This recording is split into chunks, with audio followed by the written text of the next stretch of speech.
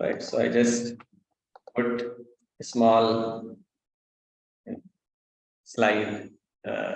So good evening, everyone. Welcome to the third session in the parents session for Epsilon India 2023. And we have an amazing speaker today with us. She is Ramya Modukuri. She is well known among the circles of college counselors and admissions. So she's a very well known figure across India, and she's the director of Future Pathways for International Schools Partnership.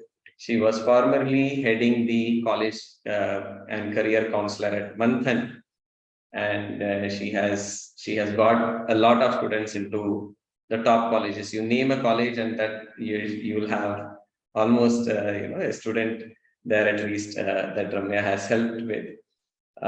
She volunteers at IC3, which is a global movement that aims to bringing all this college counseling and to every school.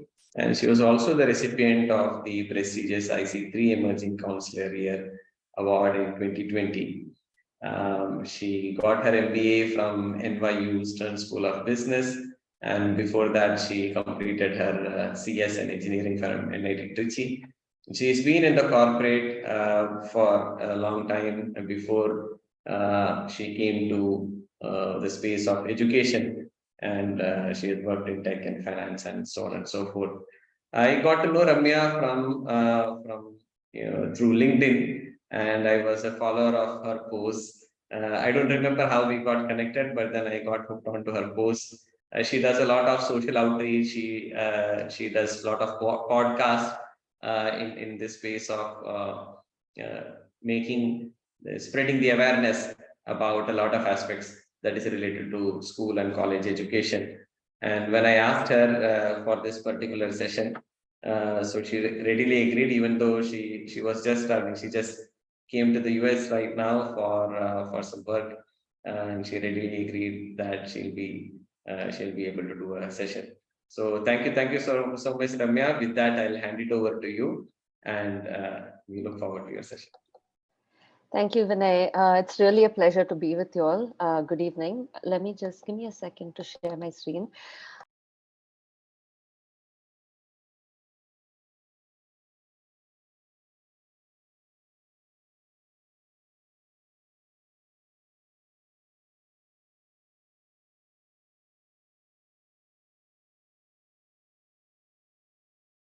Sorry, went on mute, Ramya. I think this happens sometimes when through some devices you share the screen, automatically it goes on mute. If you want, I can share screen if you send me the link. Yeah, let me do that because I'm not sure why. Let me just try one more time because earlier when I shared, I thought it was working fine. Sure. Let me just see.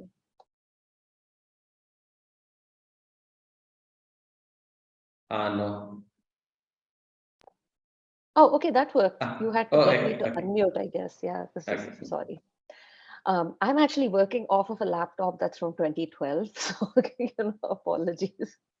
Don't even ask. I don't even understand how it's still working. But anyway, so this presentation was really meant to give you a very high-level bird's eye view of studying in India and a few different regions abroad. And so, I think even if you, and I'm assuming it's all parents who have joined today, right? Sorry, right? That's correct. Yeah. So even if you're, pretty much set on continuing your child's education in India, I think it's still sometimes what we feel is, so I'm not from a school that's very affluent, right? But obviously it's also not a very it's somewhere I'd say upper middle class sort of parent body. But a lot of times parents come in 11th and they say, oh, we want to explore, or even at the beginning of 12th, and they'll say we want to explore some other options as well, just to get a sense of. So this session started as an attempt to at least inform parents earlier on, so this session is something we do in school for anybody from K to 12, any parent who wants to just understand the landscape of higher education in India and abroad. So, so it may be a little dense, but please, we will have questions after each. It's broken down into regions, and so we'll have a little Q&A after each of the sections. Are you still able to see the screen? Are you able to see the screen? Yes. Okay. Okay. All right. So these are some of the regions this presentation will cover, and we'll start with India, and then move to maybe US, UK, which are more popular, and then the rest are more straightforward. So we'll be spending a little bit more time with the India and the US models. So some of the things parents do. You're in the situation. You're thinking, should I send my child to study in, should I keep my child in India, should I send them abroad? And there's a question that comes up a lot. So some of the factors when you're considering choosing, one is the educational offerings and philosophy, right? So if you look at a place like, I mean, NEP is starting to get implemented, but up until even now, the education philosophy in India is very much like a siloed one, right? A specialized one. So you apply for a degree and that's what you study for 3, 4, or 5.5 years. Whereas if you take a place like the US, it's pretty much the opposite of that, where it is a very flexible system, and you're not really deciding, even though you do apply to a major in many cases, but you have full flexibility to change your majors. You have combinations of majors, minors. So the whole educational philosophy is one that is called a liberal education philosophy. So it's a very different way of teaching and learning.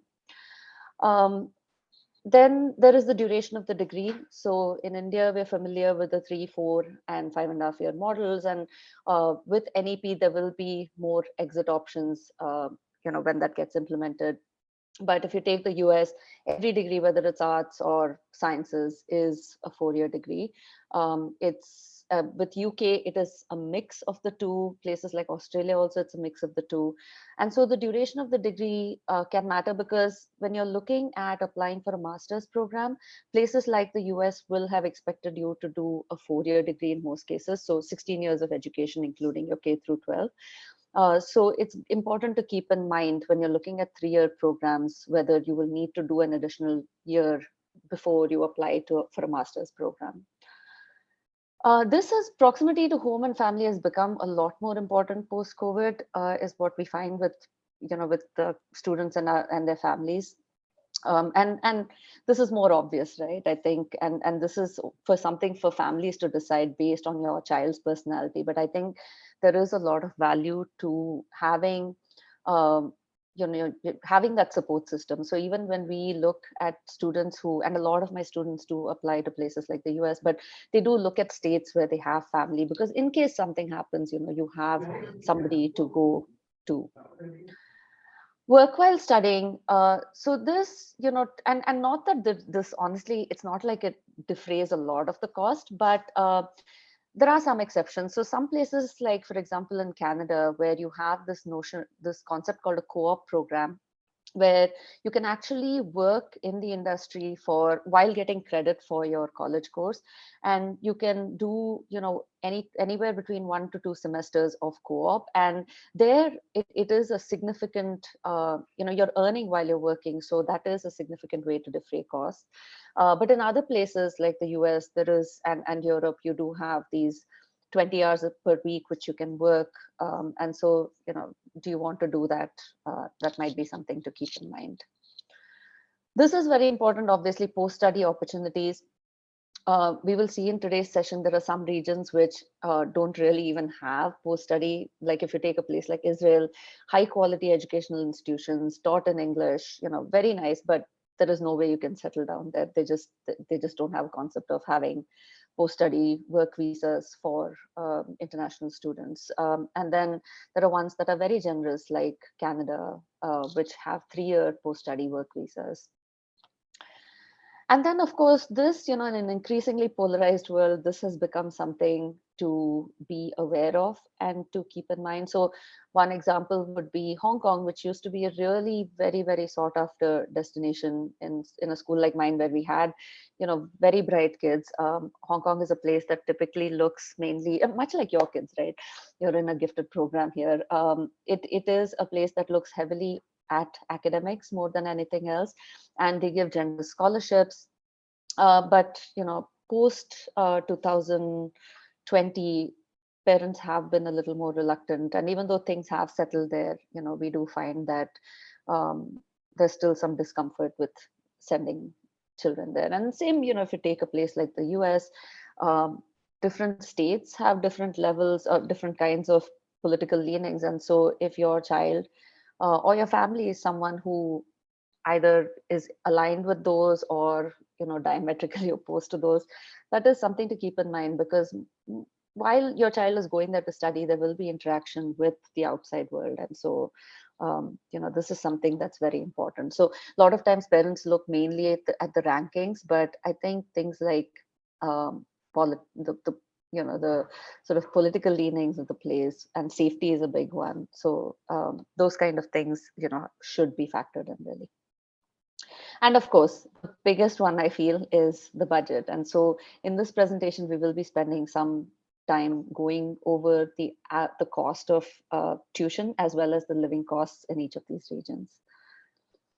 So just a quick word about the full cost, right? So we do tend to obviously look at tuition fee, but there is also the second biggest chunk, which is your housing, food and transportation, medical insurance. But also, remember to factor in the travel home once a year and any study abroad programs that your child may wish to, which are usually included in the tuition, but then there's the ticket cost and, the cost of maybe the incremental cost of living in the place where you're studying abroad for a semester and things like that. Okay, so a quick quiz time. Just to keep this a little bit interactive. How many post-secondary institutions do you think there are in India? You can put it in the chat. I'm not sure if people can easily unmute, but. So this is all post-secondary institutions. Any quick guesses?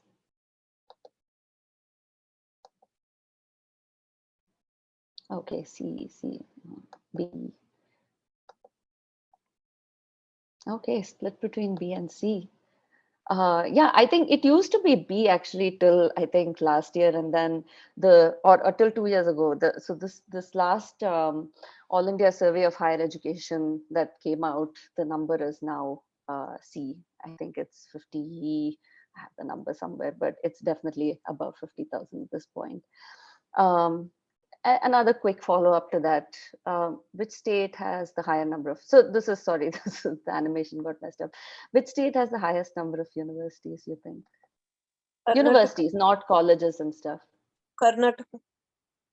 Karnataka, okay. Any other guesses? I think somebody said Maharashtra.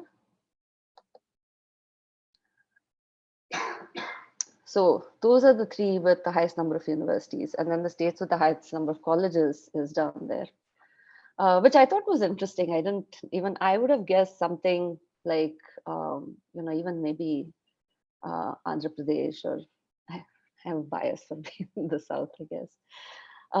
Okay, so India basically has, this is the latest numbers according to the AISHE 2020-21 and the UGC. So you have 56 central universities, I'll just let you read this, and a whopping 44,000 colleges. So all this, I mean, the point of the slide is like, it's an incredibly complex system, and the NEP is aiming to simplify the structure by I guess bringing in integrating more of the colleges into the research university, much like what you have with the US model. But as of now, it is still a very fragmented system, and it's really confusing. So some of the things, I think, even if you're looking at India, right, beyond the IITs and IITs, and hopefully your kids are really smart and gifted and they'll get into the AIMS and NITs and IITs of India. But if you're looking beyond that, I think these are some layers to look at, right? So obviously the very basic one is UGC approval. it does give you a nice list of, and there are some deceptively, some names that sound deceptively genuine but are in the fake universities list. But for your kids, I don't think that's that much of a concern, since we're talking about a um, very capable bunch of kids here. uh, do look at accreditations. So rankings, I mean, there has been a lot of flack recently about the NIRF, which is the national, ranking framework, and it has come under some scrutiny for sort of dubious practices and things like that. But I think taking a look at multiple ranking systems, and this is, we're talking really beyond the elite universities, right? Because even if you are aiming and you have a good chance of getting into those, I think having a plan B is important. And maybe some of these factors are more for those plan B institutions. And then the last is, taking a look at the university websites. The aggregators, especially I feel Shiksha and Careers 360 do a decent job of keeping their databases up to date. The others here are, more if you are at schools which bring in universities or which do university like career fairs and things like that, please do make it a point to attend those, because especially the private space in India, with the new age universities, has been very, very good with outreach. So these university representatives, they travel to schools, they travel to cities and do open days. And their websites are also really, really very, very user friendly and very information heavy compared to some of the public, university websites, which can be difficult to navigate. So if you take places like Ashoka University or Jindal or Shiv Nadar, I mean, it's they have their faculty bios in there, so you can take a look at exactly what sort of quality of teaching you might expect. They do these sessions where professors actually give lectures on different topics, so you can actually sign up for those webinars and get a sense of the quality of teaching as well.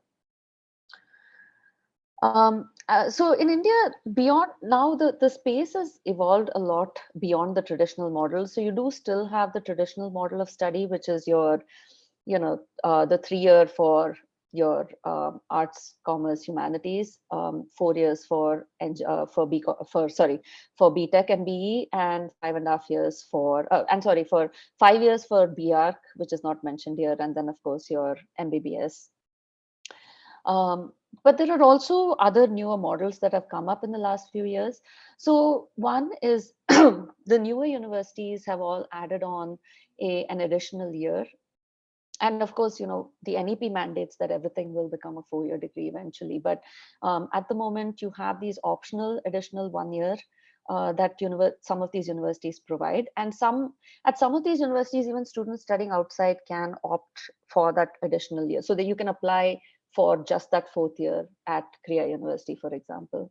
Or if you're already studying there, you can just extend your studies by 1 year. So you can either exit after 3 years with your degree, or you can do the additional 1 year, which is typically structured as an independent project or a thesis, or you can add on an additional major and things like that.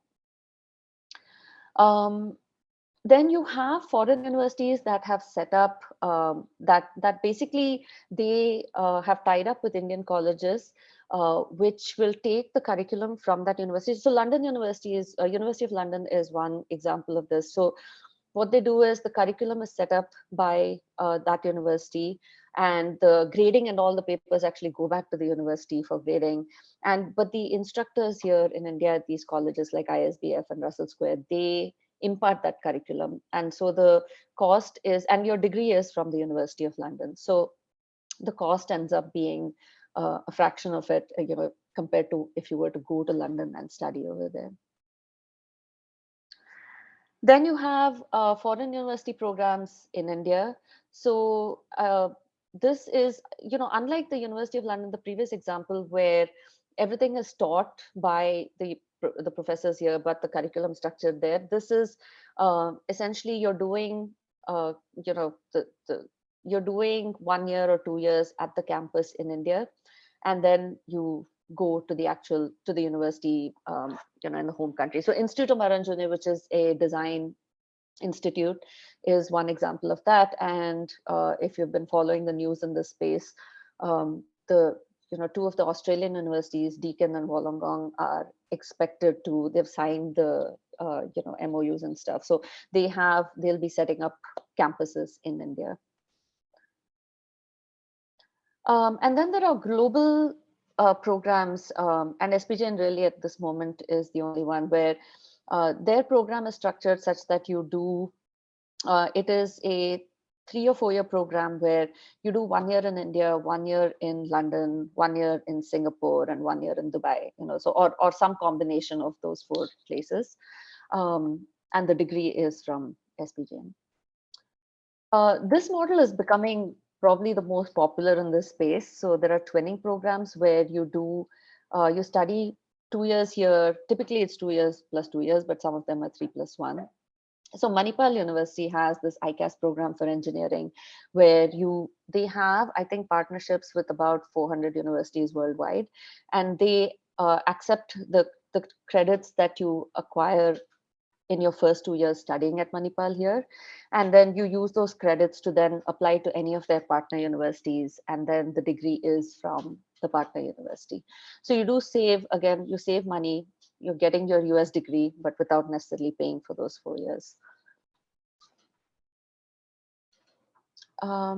And then this is, something that we're familiar with, but I think till IIT Madras came out with their BSc, I think a couple of years ago, there wasn't really a lot of respect given to this. And I'm not sure, Vinay, if you are familiar with anybody who's gone through their BSc data science program. I'm curious to hear how Yeah, we have a teaching is. assistant in our course right now.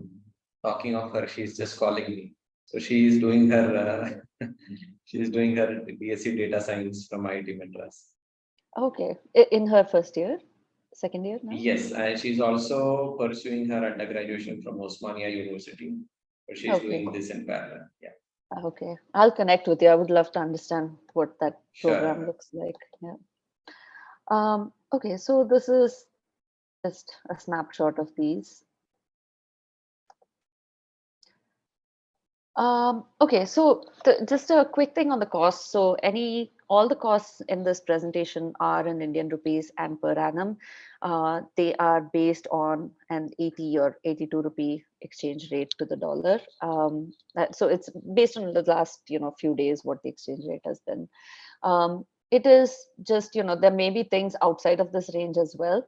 But this is sort of what I felt was the best, and it's a big range, right? So if you take the public universities, the government, the central universities, the state universities in India, there is still a big difference.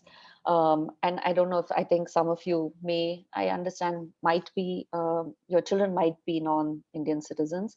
So this is roughly the range, and these numbers I won't go through one by one. You can snapshot it, and this is just for your information. You can take a screenshot.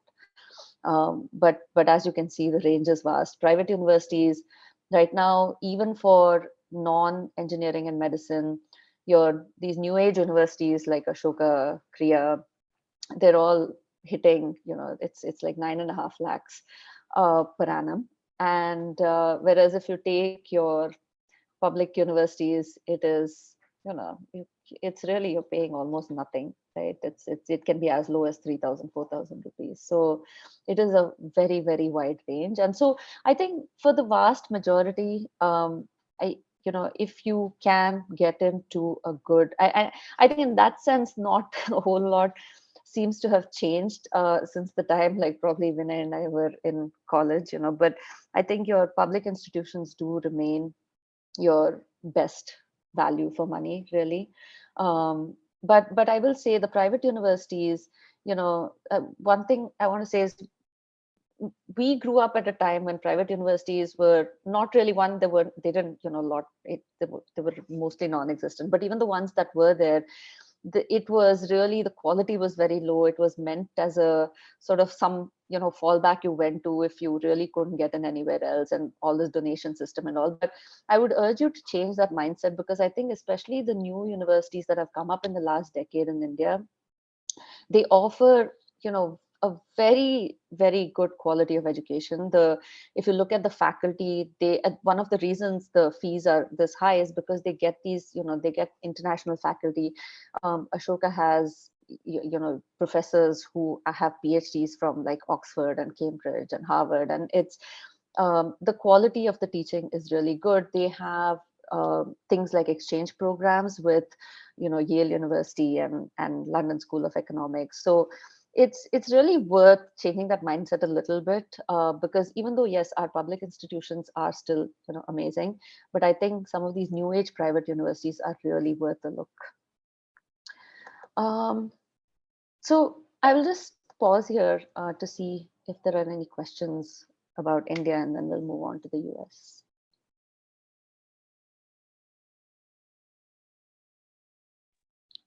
So, yeah, thank you, Ramya, for this very good information. So one question I have is, you said that the new age private universities, they are like really top of the class. But I mean, is it like— Oh, not all. Let me Yeah. take that. Yeah, Yeah. not all. Yeah. Yeah. So how do you actually then choose, like, make that decision, like which university is good and which is not? I mean, is that information easily available? You can find out by doing a quick research. Yeah, so what I'd mentioned earlier, right? One good thing is with all the new age universities, the websites are an excellent place to start because they have faculty bios, they have placement information, they have student success stories. So that is one place to start. For the quality of teaching, many of them do webinars, like I said, where so Ashoka University every year, I can't remember at what point of the year, there's something called Scientifically Speaking, where they have professors give lectures on different topics. Ahmedabad University does something called a colloquium, and so you get a sense for what the pedagogy is like, what the quality of the professors are like. Beyond that, I think some of them do. Kriya used to do these student panels last year. I think mainly their outreach is very good. Those would be some of the places to start, maybe attending their open houses. They do open houses in some of the big cities, I know they do. So you just have to go to the website, sign up to get these emails. That would be a place to start. Of course, nothing beats actually hearing the student experiences, right? And this is where I think it is a bit challenging, to be frank, because see, when like at my school, I it's only now after about 4 or 5 years we have more alumni who are coming back from these universities and talking about what's good, what's bad, and kids are very open and honest, and I'm really impressed. Like there's like I lived in the US for a really long time, and I feel like here you can never get that completely. Everybody is such a big brand ambassador for their universities, you only hear the good. But I think our Indian students are definitely more honest, because kids will come and say, nah, I'm like, it's this part is great, but this really sucks. Like, so if you can, and this really becomes challenging too, because if you're in a school that has alumni from these places, then it's easy. But if you can talk to students who've been there, who've studied there, then that remains the best way to get a sense for this. Yeah, I think those are really the ways to figure out the quality. Thank you. And some of the new age universities have some teething problems, right? Because like Kriya, I think their first batch graduated last year. And I think in that first couple of years, I knew one or two kids who had joined, and it was, as with any new growing institution, there were some teething troubles and all. But so, these will be some of the few ways to figure out the quality. I hope that makes sense. Yeah. Okay. Any other questions before I move on to the US?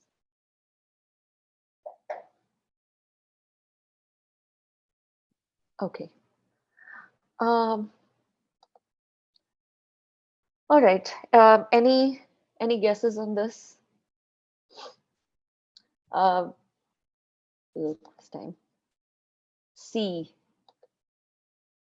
I'm surprised everybody is not jumping at A. Like, that seems the most obvious. Actually, if you look historically at Fortune 500 CEOs, it has been Harvard. But if you look at the current batch, it is actually split between B and D here. But yes, D would be the actually B. Sorry, not B and D. Sorry, it's between D and University of Pennsylvania, not Penn State. Okay, and it's all of 4. It's not a huge number. There are 4 Fortune 100 CEOs from that university. Okay, so this is roughly how US higher education landscape is spread out. So you have your 2-year colleges, which are, community colleges, and you graduate after 2 years with what's called an associate's degree, which you can then use to apply to a 4-year college and finish the remaining 2 years. So it's a 2+2 model. We can talk about that if people have specific questions, but I'm going to ignore that for the most part, because while it is a very good option for some families and some kids, I feel like the vast majority of Indian kids don't really look at that pathway because it has its own challenges. It's a huge money saver. So if you want, you can, we can address it when we get to the Q&A, but we'll focus on the 4-year colleges. So you have your specialized colleges like Berklee College of Music is one example. You have things like design institutes. So your Rhode Island School of Design or the Chicago School of the Arts and things like that. So those are specialized colleges. And mostly we're all familiar with the large multidisciplinary universities. Now in the US, college and university is mostly an interchangeable term. So don't get too thrown off. I know I've used universities in some places and colleges, but it's really interchangeable. So you have your research universities, which typically have undergrad education and master's and PhD programs. So these are all the popular names that you must have heard, right? Your Harvard, all the Ivy Leagues, and then big public institutions like Purdue and UIUC and University of California and places like that. Then you have the liberal arts colleges, which are excellent. I mean, it's really under, I think people don't look at it enough, but typically the philosophy of liberal arts colleges in the US is that they are undergraduate education only. So they don't offer master's programs, they don't offer PhD programs. And they tend to be smaller schools. So where your research universities may have something like 20,000 students across the 4 years of undergraduate. In a liberal arts college, you may typically have just about 4,000 students across 4 years.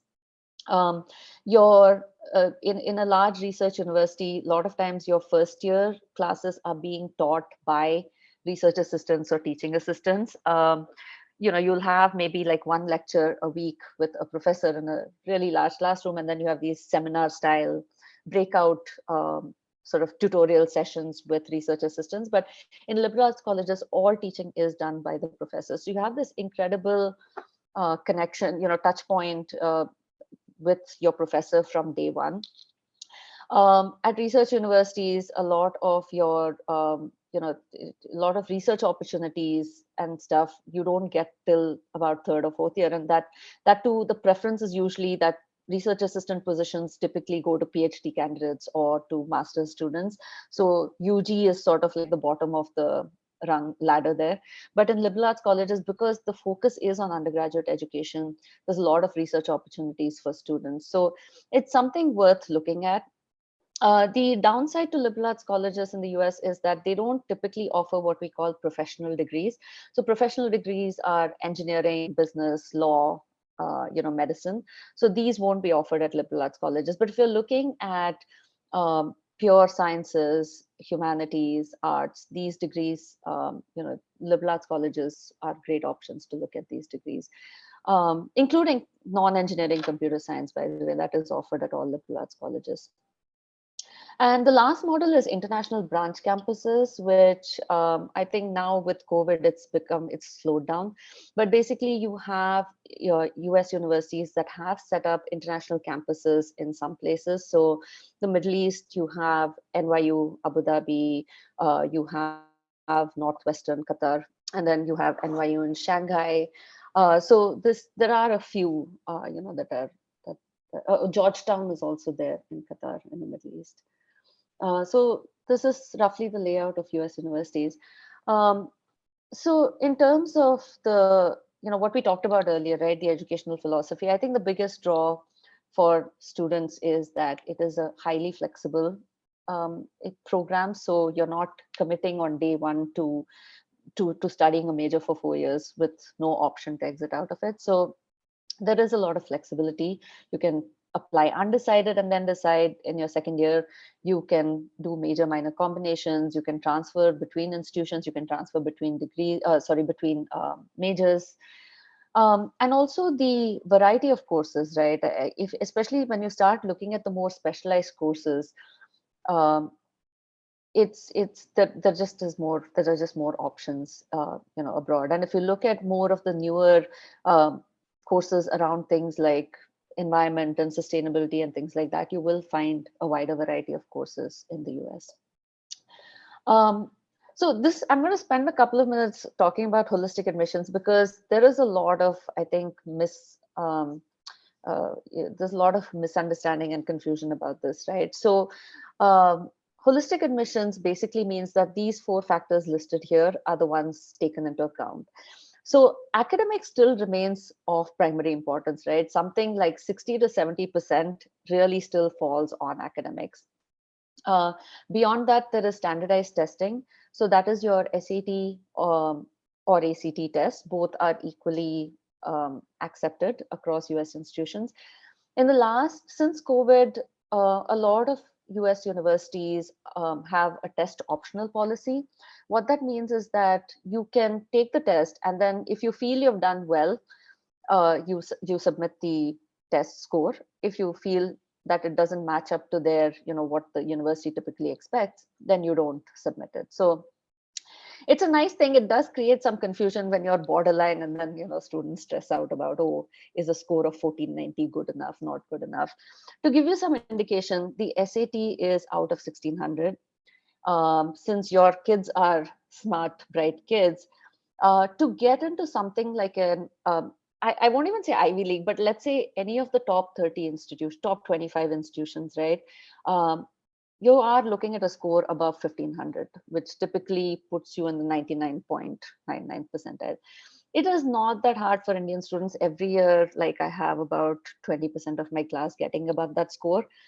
But what this also means is that it is, it's not a guarantee that just because they have that score, they'll get it. This year, I had a student who had 1590 out of 1600 and all A stars across the board. She got into Cambridge University, but like the US admissions were a little shaky. So it's just one more aspect of it, because a lot of times parents think, oh, my daughter or son has got now a 1550 or a 1560, this is going to be a shoo-in. It's not. So academics plus standardized testing, that's one band, and that is given a lot of importance. Then you have extracurriculars, which I think is another point of some confusion among parents, right? There is this notion that the child has to check box, that you have to do community service, you have to have one leadership thing, you have to have one this and one that. It really isn't about just checking off a bunch of boxes. If and sorry, Vinay, you have to remind me, what grades are these children? So these guys are 10 to 13-year-old students. So Okay, typically so grade this 5 is to grade 8. Yeah. okay, perfect. So then, if I will say, if you are looking at the US, and especially if you are going to want to vie for those scholarships and things like that, uh, pay some attention to the extracurriculars, because the academics, yes, your kids are smart, they will hopefully figure it out, they will they will get. So okay, so just a quick thing. Top 25 institutions, like I said, SAT score of above 1500 for sure. Your ACT is out of 36, and you're looking, you should be scoring somewhere between a 34 to 36 out of 36. Um, for academics, if you are in any of the Indian boards, then a 95% plus, really. If you are in an international board, for the IB, you are looking at least a 40 out of 42 or a 42 out of 45. And if you're looking at the Cambridge curriculum, it's all A stars. I mean, this is for the top 25, right? Now, the beauty of the American system, I feel, that is, if you take any of the top 100 institutions, you still get a pretty good quality of education, right? If I take an 85th ranked university in the US, the chances are very high that it will still offer a better quality of education than 85th ranked institution here. That's my opinion. You can disagree. This is based on my kids, my peer group, just having lived here, studied here, and so on, and having studied there as well, right? Um, so, so I'm just saying this is the aim, but just because I have kids who go to even like Rutgers is a really good quality institution, and I have a kid there who this year, I mean, really, he got 80% or something in CBSE, and he didn't even take the SAT because he said no, he took it, but he did really poorly, so we didn't submit the test. So, but there is, but he did a lot of good extracurriculars. So while they can't make up for it, I think it can add on to it. So when you look at the extracurriculars, I think since your kids are in middle school now, plan it in a way that over the 4 years between ninth and, so you'll be applying in 12th grade, right? The US application process starts pretty much in November of 12th grade. So in 12th grade, you can't make up for anything. You'll be busy with boards, you'll be busy with applications. So ninth to 11th is a good time to really build that extracurricular profile. And don't feel that you really have to have this checkbox mentality. It's about having your child find some sort of interest in something and just keep up with it, right? Depth is definitely depth is appreciated more than breadth. The US loves things like leadership and impact, and so showing that can be a great way. And there is no right or wrong extracurricular activity, right? Your child can be really passionate about origami, and good, if they go and create a whole initiative out of that, teaching origami to other kids, or maybe going for competitions. So any activity that they take, you can really, the few things I feel that they should show are commitment, right? So don't do an activity, don't have them do a different activity every summer, and then you have like 20 activities but no commitment to any of them, right? It's good to pick one or two and stick with it for the 3 years or 4 years. So commitment is one, impact is another. So within their activity, whatever that activity may be, if they can show impact, right? So there are kids who who love reading and writing, and then they end up maybe creating newsletters that talk about social issues, so it's showing some sort of engagement with the outside world and impact. And then leadership, like I said, is a big one. So if your school offers things like student council, head boy, head girl, captaincy, vice captaincy, have them compete for those roles. If this is what you're targeting, if the US is on the cards for you. And then personal qualities, and this is something that comes through in the essays that the student writes as part of their application process. So typically it'll be around, what is something that motivates you, or what is someone who inspires you, or why do you want to study this major? So it's all really talking about who you are and what the motivation is. And then there are recommendation letters that come from teachers and from counselors or from the principal of the school. And so it is important for the student to be involved in the school community, in the school life, and also to be an engaged and participatory learner, because then those recommendation letters are richer. Post-study, it's a 1-year post-study work visa. If you do go for a STEM major, then there can be an additional 2-year extension to it. This is the cost. I'll just spend a second on, so the US is still very, very generous with aid, and this is a whole session we can do by itself. But there are factors that affect the number of scholarships and the aid, right? So there is, and you can maybe just screenshot this and look it up, but quickly, need-based versus merit-based are the two different types of financial aid that students can get. Need-based is based on your family's income and assets, and it's typically, I'll get to that in a bit, but that's basically based on your need, really, what the word says, right? And then merit-based is purely based on the student's performance, their academics, their extracurriculars, largely academics, actually. There's something called a demonstrated need, which is every university uses a different calculation to calculate what they think your financial need is. So you may think, hey, I really need $50,000 per year for my kid, but they may calculate it as, okay, based on And so there's a form you fill, and based on that, they calculate it. And they may say, oh, actually, based on our calculations, your demonstrated need is only $25,000. So that's what we'll give you. There are federal versus institutional funds. Typically, the federal funds are not that many, and they are specifically focused on US citizens. Even if you're living in India, if your child is a US citizen, they can qualify for federal funds. Institutional funds are the big chunk. So when you hear of kids getting $60,000 scholarship to Carnegie Mellon, which one of my students got this year, that is coming from institutional money, right? And that international students can also qualify for, but it does honestly, become challenging, right? You have to be an exceptional student, not just with exceptional academics, but also with sort of very good extracurricular profile. And the whole package has to be in that top, if you look at a top 25 university, already these are kids who are probably in the top 10% of the applicant pool. And within that, if you're an international student and you need money, honestly, you have to be in the top 1% of that pile, because there are so many international students applying from Bombay and Delhi who are honestly like, they apply full with no aid at all. They say we will pay our way. And so obviously, if you're a university, if you're Harvard and you are looking to get kids from 150 countries, which is what they say they have, why would you waste your aid money, which is an incentive for you to draw kids? Why would you waste that on an Indian applicant from Chennai or Hyderabad or Bombay or Delhi, when you can use that aid to get an Afghan refugee, or like someone from Haiti, or someone from Papua New Guinea, or like, sub-Saharan Africa, right? Like that adds to your diversity. So this is very important to understand, right? Your kid may be absolutely brilliant. They may have done all the right things. But very honestly, if you're a high need, financial aid need family, then it does get very challenging, right?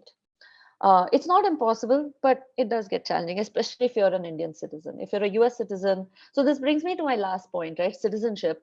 So there is a big advantage to being an Indian citizen, being a US citizen, even if you're applying from India, because there's something called need blind admissions. So essentially, when they evaluate your application, if you are a US citizen, even if you're studying in India, the fact that you need aid or how much aid you need is not taken into consideration at all in terms of giving you the offer.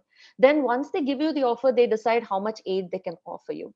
Whereas if you are an international student, so if you're an Indian citizen, then if you check off that box saying, I need financial aid, they will go through your financial aid documents and also see how much aid you need. And those can also affect whether they give you the offer or not. So that's called need aware. So these terms are thrown around by admissions officers, but they do become very important if you're an Indian citizen applying to the US. Private versus public universities, typically private universities are more generous with financial aid because they have huge endowments, and they don't have this mandate, right? Because public universities are created with a mandate to serve the students of that state. So most of their financial aid is devoted to students of that state.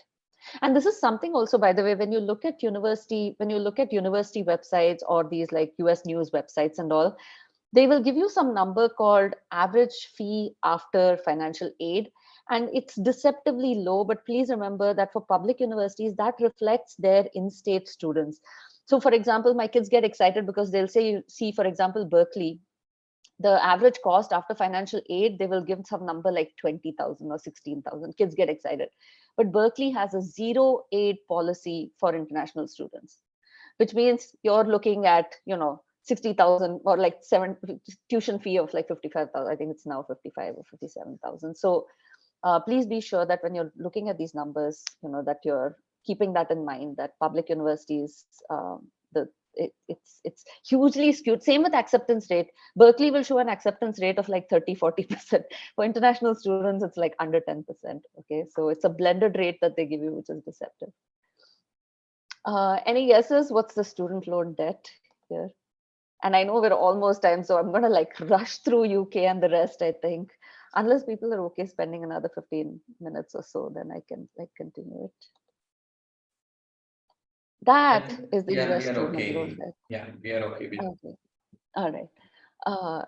So just as a comparison, like it's like almost the GDP of entire countries, probably more than the GDP of some countries.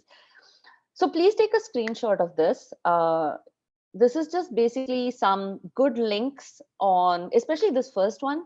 Please take a look, because um, this gives you the average financial aid given out by these institutions, both for international students and US citizen students. If you're a US citizen who is studying in India, you will still be considered domestic by almost all the institutions. Okay. Um, for public institutions, that doesn't mean you will get the in-state rate. You're what is considered domestic out of state. So if, for example, you're applying to University of California, whether you're a child studying in New York or a child studying in India, if you're a US citizen, you're considered the same. Like you are a domestic, but out of state. So you will still pay the same as, and that's usually the same fee as the international rate. Okay. These are some excellent full ride scholarships. Why I put this up here is your kids are young. Take a look at what, and some of these guys have profiles of current recipients of these awards. Take a look at what it, requires, right? So you will see what kind of preparation you need. Like, so for University of Virginia, right, Jefferson is a full ride. Now, full ride means it includes tuition and living costs and a stipend to do things like study abroad.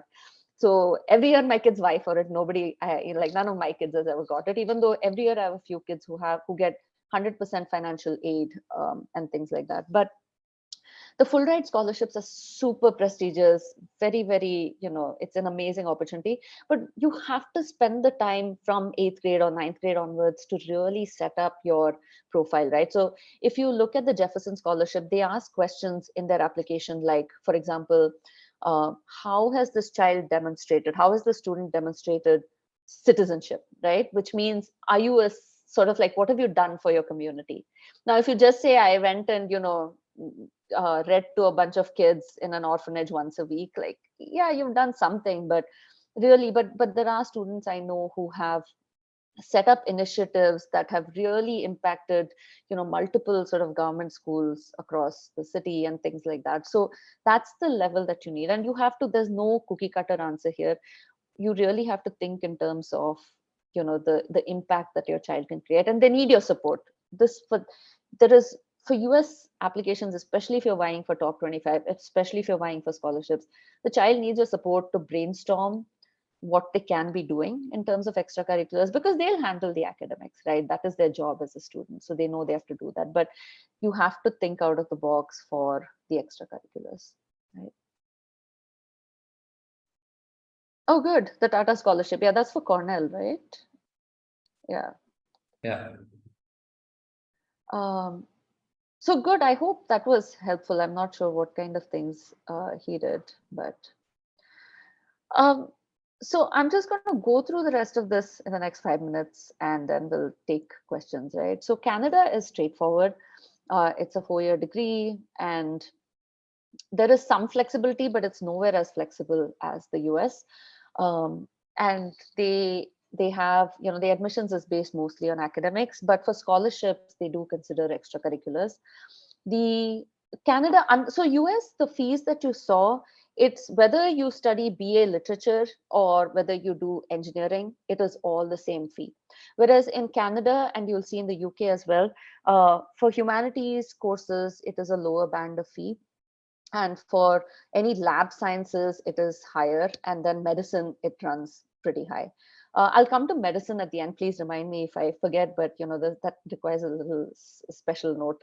But this is roughly the cost of living. What I love about Canada, I think, is the 3-year post-study visa, and also the pathway to permanent residency is fairly smooth, because these days the US, I don't even know what's going on with the H1 visas and the quotas there, and maybe you guys know, but I feel like, it's I was lucky. I moved here when I moved here pre 9/11, but even my friends who applied after 2001, they got stuck in that green card queue for like 13 years. So pathway to residency for in the US remains challenging. Okay, so this is Canada, pretty straightforward. I think the downside is, Canadian universities, I feel like I've had kids who had somewhat of a mixed experience at University of Toronto, for example. It's a huge 95,000 students across 3 campuses, University of Toronto. That's UG, PG, PhD included. But what that means is it is the same size or even bigger than many US research universities, but it feels that the support for international students in Canada is not as good as it can be, based on my kids' experiences. And the second is, I think Canada has a tendency to look at international students as cash cows a bit more obviously than US does. So it all makes for a slightly less than optimal experience. I think if your child is very self-motivated and very savvy about finding opportunities, getting things done by themselves, then Canada can be a great option. But if they need that support, then you can still maybe look at smaller universities in Canada, because the larger ones can be overwhelming. Okay, let's see. Okay, again, please take a screenshot of this. This is similar, one big, one big plus point for Canada is the co-op programs. Now, Canada, I forgot to mention this, the majority of the universities in Canada are public universities, which means that even the co-op programs, there is a high level of regulation around the co-op programs. So as long as you're, going to one of those non-private, like public universities, I think you can be assured a certain quality of education, right? And the co-op programs are a great way to defray costs. And some universities like University of Waterloo have really something like a 95 or 96% success with the co-op programs, like in terms of students who opt for the co-op programs who then end up doing a co-op program.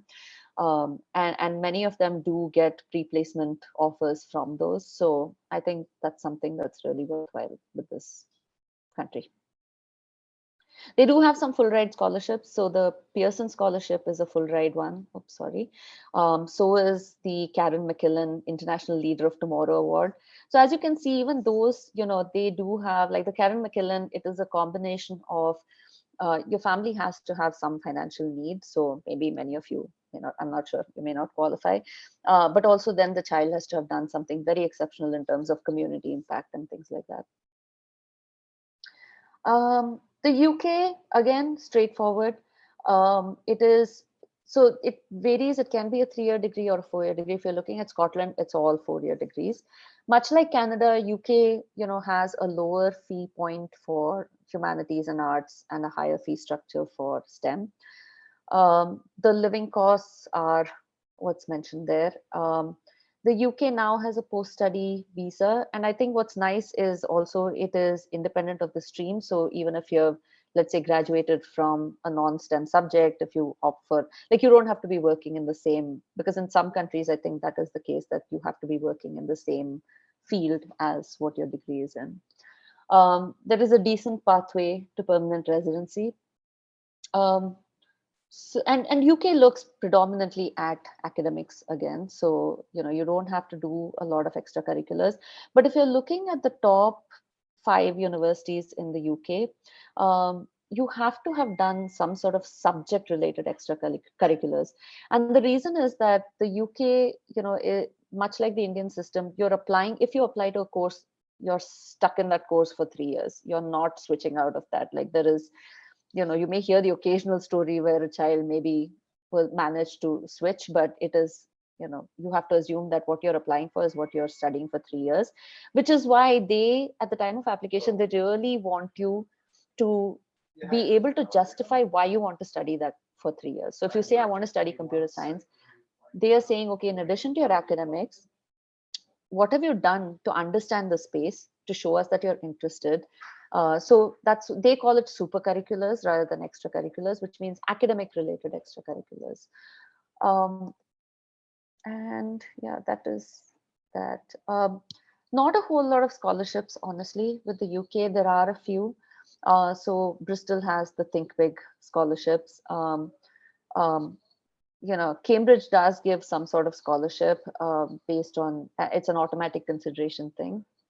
But these are some of the scholarships, but none of these I think are 100%. I'm not sure. Bristol has recently really spent a lot of money upping their scholarship amounts, but I can't off the top of my head remember what percentage it covers. Oh, one note here, right? if you're a UK citizen, you get no benefit out of applying to the UK. Like you don't qualify for, even if you're a UK citizen, to qualify for the in-country, for the local fees, you have to have studied there for 3 years leading up to the point of starting university. So, and there's a big benefit because the home fees are something like 9,000 pounds, and the international fees, start at about 16,000 pounds. So it's a big difference. Right. The rest of Europe, I'm just going to say, here, this is a snapshot. So typically there are 3 or 4 year programs. Germany, sometimes kids look at it, right, because it is free, except that you need to be proficient till B2 level German. And so it is doable, but please, if you are planning the Germany route, put them in German lessons now. Like it takes 2-3 years to build up to that proficiency. I do know a student who last year was the ambassador for the DAAD, which is the German Indian Study Exchange. They do some very good sessions. So if you're interested in Germany for high quality engineering programs, do take a look at that. And he went to TU Munich and he had a very good experience, really, bright boy. And his perspective was very important, was very interesting. Like, he actually took a gap year and stuff. So Germany and all, if you want, just prepare early ahead, because that language issue is there, right? So public universities in Europe are mostly free even for international students. Private universities still cost what they cost. So you'll see those ranges in the next slide. One important distinction, especially if you look at places, so Ireland and Netherlands are 2 places my kids look at quite a bit because they are English language speaking, a lot of courses are offered in English. The thing there to keep in mind is, like, if you take Netherlands, they have something called Research University versus University of Applied Sciences. I will let you research this because, this has already gone way above time. But essentially what it means is the University of Applied Sciences, you can't then apply for a master's because it's more of a, I won't say vocational training, but it's geared more towards, you're getting a job and things like that, rather than continuing research work or further studies into a PhD program. So that's something to keep in mind. Yeah, and the admissions in Europe are pretty much just academics based. You do have interviews for certain programs. So for your kids, because they are STEM kids, right? For one of the couple of programs that are really good, for example, ETH Switzerland has this very good engineering program, and so they do have, or École Polytechnique in France, and they do have these like really technical interviews. But if you get in, I mean, it's a really good option. Okay. So this is roughly the cost. As you can see, this, so this 1 lakh, this practically is basically zero tuition, but you have to put in something called an academic fee or some minimal fee that you have to pay per semester, which is what that, it's not even really 1 lakh, I rounded it up, but and then the 20 lakhs is usually if you go for a private university. So Spain has some good business schools like IE Business School, which cost, it's about 20 lakhs. Yeah, but Ireland and Netherlands are starred here because they have a lot of good English speaking programs. So I think those are worth looking for. Especially Netherlands has, Rotterdam has a good engineering program.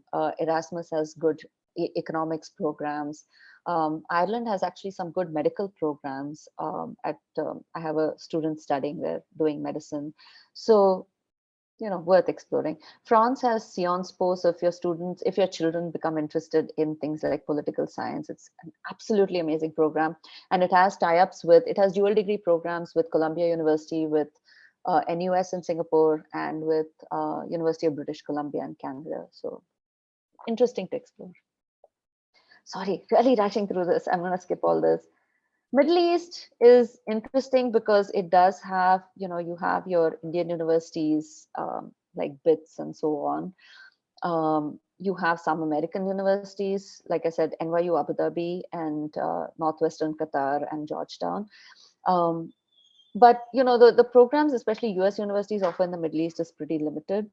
The Indian universities, places like BITS, they say that you can actually come to the BITS campus in like Pilani or Hyderabad or Goa to sit for the placements there, but I'm not entirely sure whether I'm not sure, I'm really not sure what the quality is for the Dubai campus over there. If anybody has experience, or Vinay, you have experience, perhaps you can shed some light on it. I don't know actually. But yeah, basically, Dubai, it's the one thing is you cannot really apply for a post study. Like you have to get a job and get sponsored by the company. So you don't have something like a standardized post study work visa. Many kids apparently just convert it into a tourist visa and then try to find a job and then get sponsored by the company. And please correct me if I'm wrong. I mean, this is what I gathered from speaking to like the BITS Dubai representative and from a couple of my friends who live there, but the literature online is also a little iffy. So please do correct me if I'm wrong on any of the Middle East parts. This would be a good destination for your children as well, since they all seem to show some inclination for STEM. They're smart kids. I have kids studying at NUS, two students who are doing computer science there.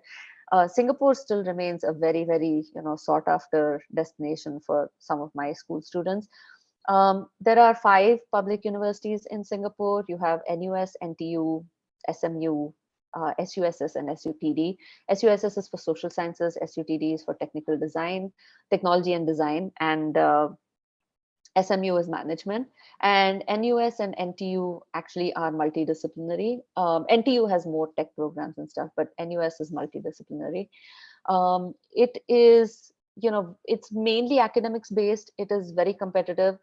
You are looking, like I said, whatever counts for the top 25 US universities, you're pretty much looking at that. So if you are at CBSE, you are looking at a 95, a CBSE or ISC or Indian state boards, a 95% plus. And they do have the requirements laid out pretty nicely. If you Google NUS Singapore admissions requirements, they divided by the curriculum that you're studying and what you need. But some of the wording is deceptive. For Cambridge, for example, which is what my school offers, in addition to CBSE, they will say a good pass in 3 A levels. But actually, every kid of mine who's gone there has had 4 A levels and all A stars. So not a good pass. Good pass is like a B, but you're looking really top of the line. NUS, NTU are both. I mean, all the Singapore universities are pretty competitive, but academics is king. And especially if NUS and NTU, they do give priority for things like international Olympiads, a good JE rank, those things can help your admissions as well. And you have these MOE, that's the Ministry of Education, you have grants. So that can actually cut down up to 50% of your study costs. So my kids who are studying there applied for the grants and they did get 50% off. You have to sign a bond with the ministry saying that after graduation, you'll work for a Singapore registered company for 3 years. It doesn't mean it has to be in Singapore, but it has to be a Singapore registered company. And you can get out of the bond, let's say after 1 year, by paying that, back amount, whatever you've saved in tuition. There's a fine for getting out of the bond earlier than 3 years, but basically that's the catch there. Hong Kong again, offers very good merit scholarships. Places like HKU have, I believe, almost like some of these scholarships run 100%, and they are purely academics based. So worth considering if you feel comfortable with the the way things have gone there with the increasing influence of China and just a more sort of more tightly controlled state there. So yeah, that is Asia. Australia and New Zealand, again, pretty straightforward. Again, like with Canada, I will say there is a tendency to look at international students as cash cows. And so I feel like you can get in pretty easily, really, like, especially, even if you're looking at engineering and business, their requirements are pretty well laid out. And so if you get the grades, you're in. Right. I do have students studying in Australia, not in New Zealand yet, even though a couple of them got and they never went there. But they're large universities, you do have to kind of find your way around. And so support for international students isn't as good as I think it should be. But quality of education seems decent, right? And there again, they have up to a 3-year post-study work visa. For Australia and New Zealand, there are actually multiple intakes. There's an intake in February and an intake in July. So, sometimes kids take half a year break, and then because their primary intake is actually February, which is too early for our kids here. So some courses may not even be offered in the July, August intake. So kids sometimes have to wait for half a year. They do have some decent scholarships. So you can take a look at this, screenshot it. That brings me to the end. Okay, 15 minutes over time. Sorry. We'll do a quick Q&A. And like I said, really the idea was to give you this whole overview. And I apologize that it is a little long, but I felt still worthwhile. Hopefully worthwhile. That's up to you to decide. Please, questions. Yes, Ritesh. Hi, thank you, Ramya, for this insightful session. I had a couple of questions. Maybe I'll tell you the questions and you can tell me if it is relevant. The first thing was about scholarships. You mentioned something about, the need for scholarship is taken into account while offering the admit in the US. So if you do not, as in if you say you don't want a scholarship in the first year, based on your, say, academic performance, etc., do you then get considered for scholarships later on? That was the first question. Okay. And I had another question. Should I say it now or should I wait for the Let answer? me just answer this quickly. Okay. So, like I said, for the merit scholarships, so sometimes there are these faculty scholarships, right, which you can still apply for in your second year, but they won't be a substantial amount. In the US, honestly, so stepping back, if you get a merit scholarship, if you get it in the first, so scholarship is different from need-based financial aid, right? So let me just clarify that, right? So that thing you're checking off at the time of application is more for need-based financial aid, right? The merit-based is often automatic consideration, and it doesn't matter. It doesn't depend on your family's financial need or anything. So the merit-based scholarships, if you get it in the first year, usually it's for all 4 years. If you maintain above a certain GPA, right? So if your child gets 20,000 merit scholarship, they'll usually say for each year, renewable upon satisfactory, performance and stuff. Merit scholarships are also available, maybe in your second year, which you may have to apply based on your first year GPA and things like that. And yes, to answer your question, those you can apply in the second year as well. Need-based scholarship is what you're making, and let's not call it scholarship, right? Because it's really financial aid. And that's the term used by US universities too. So need-based financial aid is what you're checking off at the time of application saying, I want it, I don't want it. Now, if in the first year when you're applying, if you say I don't want it, then you can't apply for it in the next you can't apply for it in second year or third year, because everyone will use that strategy, right? They'll say, oh, I don't need it now. And then you get in and then you're like, actually, I need it now. So you don't, that you can't change. The decision you make at the time of application sticks for the 4 years. Got it. So which means the merit scholarships are, I'm assuming, pretty decent if you do well. Would that be a fair statement? Or? Yeah. So one way to think of merit scholarships is really, it is incentive for them to pull a very bright student into their school, right? To up their profile and their averages and things like that. So merit scholarships typically are if your child is above the average profile of the university, then that is their incentive to get you in. So for example, Ivy Leagues don't have any merit scholarships, zero merit scholarships. It's all financial aid based. It's all need based aid, right? Because they don't need, like, who is above their average profile, right? Their average profile is like the top 1%. So there's nothing beyond that. But they give 100% financial aid, like based on your needs. But merit scholarships will often be given by universities that are maybe smaller, that are trying to pull in a more international crowd, or universities that are really trying to increase their average SAT scores or their average academic profile so that they go up the rankings. So you're more likely to get merit scholarships from lower ranked universities. But some high ranked universities offer them. Boston College, Boston University, Northeastern University, these are well ranked universities that still offer a few merit scholarships. Okay. My second question was, thank you so much for that clarification. The second question was on IB, CBSE, and so on and so forth.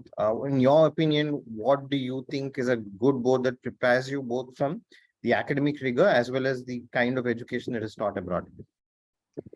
So if you talk about the US, right, I feel like this is the way they look at the world. So for them, um, so even though they say, for example, if the one way to think of this is if you type in credits awarded and you say Harvard or like whatever Yale, so you'll see that APs, which is their advanced placement, which is a US thing, right?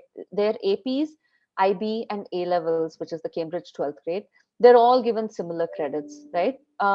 But I feel like they are partial towards the IB because in A levels, for example, my school has A levels, kids will often take math, physics, chemistry. Like there's a tendency to be a bit more siloed in your thinking, whereas IB forces you to be broad based, which is what the US system loves. So if you're looking at US admissions, I'll say IB. A close second would be Cambridge.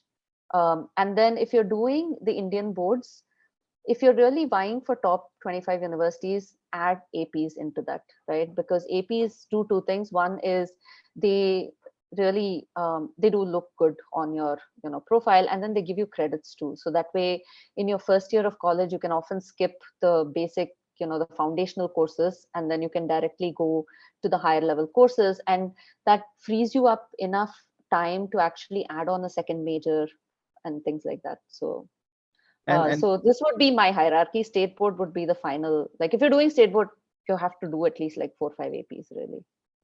does this hold true for say Singapore as well? The what you just said in terms of the choice.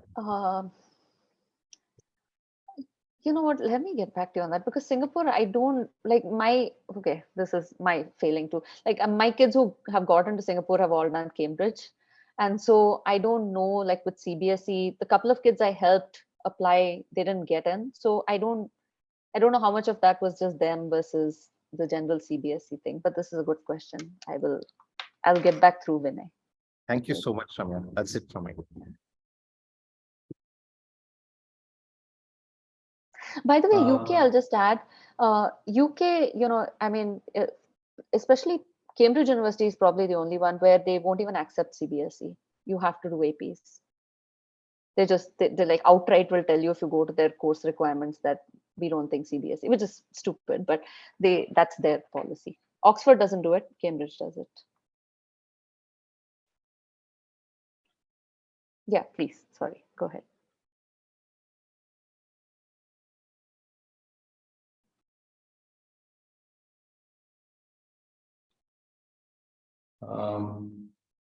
any other questions? Yeah, Nivedita's parents asked what is an AP and how do children do that from an Indian board? Uh, Yeah, so I think Vinay has put in so AP in the US AP is called advanced placements. So in the US, what happens is most, public schools are governed by the curriculum set by the state. Private schools set their own curricula. So they have no concept of like a CBS, a national board, right?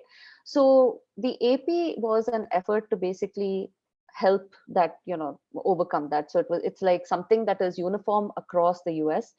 It is conducted by this organization called College Board. The AP curriculum is the same, across the country, across the world, actually. And APs are considered a higher level. So in the US, typically, if you look at the system in high schools, they have 2 to 3 levels of studies. So they'll have, let's say, your basic level physics, right? If you're taking ninth grade physics, you have ninth grade physics. Then you have something called an honors physics in some schools, which is a level above. So you have to place into it. So if you're a student who can comfortably handle the honors curriculum, you do that. And then APs are the highest level. They're supposed to be like a college level course, really. Yeah. And so, if you take APs, you're signaling that you are capable of handling that rigor. So AP is, like I said, US universities consider it at the same, like if you look at an IB or an A levels, they're all considered that level of rigor. We can disagree because I've seen the CBSE, science curriculum in 11th, 12th. It is damn hard, like kids ace the AP sciences after doing 11th grade CBSE. So the mindset is a little faulty, but that's the way they look at the world. But APs in India, very few schools offer it, but most kids self-study. There are books available, and you can look at the website to see the syllabus. And then it's only held once a year in June, in May. So you have to register for it in the September of the previous year. So that's the only thing to keep in mind. But it's all on the website and the College Board website. And they can take the APs from going from 11 to 12 as well as Actually you finishing can 12. take, yeah, and this is something. So AP has different levels. They offer some, I don't even know how many. There are a lot of APs that are offered by College Board. I would say 30, 40, maybe even more. There are some that the kids can actually take in like 7th grade, so there's like AP psychology and all, which kids can take in 9th grade, which are easier, like AP environmental sciences. That, it depends more on your interest, but yeah, some kids do it because it still gives some credit. You can graduate early maybe. And then you have the APs in the sciences and APs in calculus, statistics and all, which are really rigorous. So those, my kids typically take it in the summer between 11th and 12th. If you're very motivated, like let's say your kids are in this math gifted program. So I know a kid, and he was exceptional. He was the only kid I know who did AP calculus in 8th grade, like 7th grade actually. That kid's older brother just got into University of Pennsylvania, but that's an exceptional case. I wouldn't push your children to do it like that early. But your child, so if you feel like they can handle it, then go for it. Everybody is doing everything so early, like I saw some AP prep classes or SAT prep classes for 7th graders somewhere the other day. It's crazy. So anyway, it's been a long session, but please feel free to, so I'm going to put in my plug for LinkedIn here. I am on LinkedIn. You can look me up. Please text me there if you have any questions, happy to answer. I do share some articles from time to time, like Vinay said. So not a plug to follow me. You don't have to, but, just if you have any questions, you can reach me there. Yeah. Thank you, Ramya. Any other pressing questions, or else we'll take a pause. Okay, Hari, if you can share your thoughts. Yeah, yes, Induji. Yes. So basically, I wanted to ask about the bridge course, which was mentioned, 1 year bridge course it was in German. So is it, what is that? It's called a student colleague. So basically, especially for Indian boards, the students have to do this 1 year bridge course before they can apply to one of the technical universities in Germany. So what happens is you apply at the time of application, you apply directly to select, let's say, the universities that you want, right? TU Munich or TU, one of the other TUs. And then the university decides, usually based on your curriculum, whether you need that 1 year course or not. And typically for Indian boards, they will say you have to do the 1 year course. So when you're getting admission, you're actually getting admission into the 1 year course, which means then when you finish that 1 year course, which is essentially like a recap of your 12th grade. If you're doing CBSE and all, it's like whatever you've learned in 11th, 12th. And then at the end of that, unfortunately, you have to apply again to the university. So if you don't do well in that 1 year and you don't get into the university, then you come back to India. I mean, that's happened as well. I know of counselors whose kids that happened to. So it's a chance you're taking with Germany. So it's like a 1 year loss, or it is not counted in It that is, because it is a 1 year. I mean, it's not, yeah, it's a 1 year loss. Basically, you're doing 1 year and then again doing your 4 year course. Because Germany has a 13-year school, unlike 12 years for us, it's like K through 13 over there. So that's why they feel like, but for A levels, IB and all, those kids don't have to do it because it's considered a more rigorous curriculum. But yeah, they do have to do that 1 year. Why kids still go for it is because it's still offering you international education at no cost, pretty much.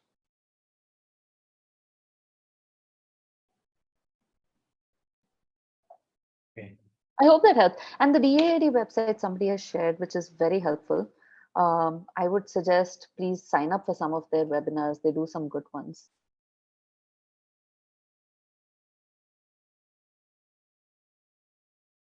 All right, Hari, if you can share some of your thoughts and Thank you, Vinay. Thank you, Ramya, for that wonderful session. I think it was very informative and also a lot of numbers, facts, and I'm sure that parents did get a lot of information and might be overwhelming as well. But I believe that that is very important because the most important takeaway for me, especially, was the framework that was provided on how to think about going through this decision because it's a very difficult decision. Because there is a lot of information asymmetry because you are sitting in India and you only know the rankings of these universities. You don't know how is it to live over there. For example, when I was moving to Michigan, I knew that the temperatures are going to be horribly bad during winters. But unless you live over there, you don't realize that. So these are softer information which you can't get unless you talk to people who have already been there, right? So that kind of a framework, I think, was extremely useful. So thank you so much for taking out your time and sharing this vast information which you have gathered over time. And we are very, very happy to be able to get insights from you who has so much experience in dealing with kids. So thank you so much. Thank you. It's my pleasure. thank you, Ramya. Thank you all parents for joining in. And we'll see you tomorrow evening. So much. Thank you. Thank you.